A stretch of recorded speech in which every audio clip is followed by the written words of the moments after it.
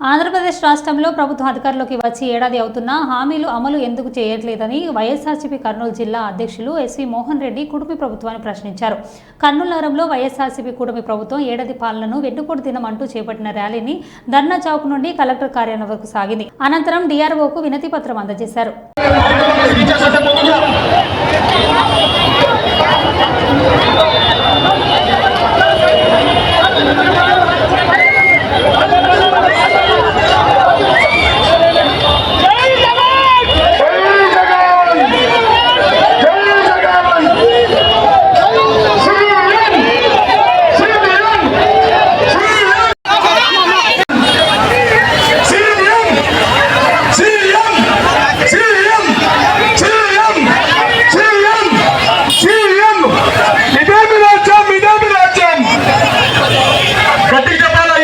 చెప్పినారు. ఫస్ట్ 14 లక్షల కోట్ల అప్పు ఉందన్నారు. తర్వాత 10 కోట్లకు 12 కోట్లకు వచ్చినారు. మళ్ళీ లోకేష్ ఏమో 10 కోట్లు అన్నాడు. ఆఖరికి అసెంబ్లీలో ప్రవేశపెడితే 6 కోట్ల 40 లక్షలు అన్నారు.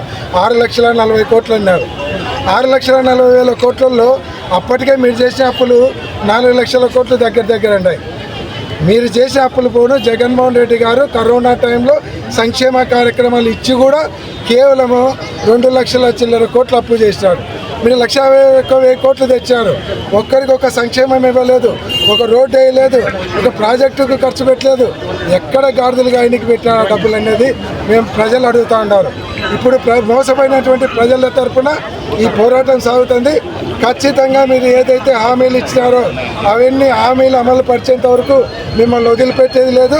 మీరు కనుక ఈ హామీలు అమలు పరచకుంటే మీరు గ్రామాలలో పోయినంటే తెలుగుదేశం పార్టీ ఎమ్మెల్యేలు మంత్రులు గ్రామాలలో పోయినంటే కొరకలు తీసుకొని వెంటబడతారు మహిళలు.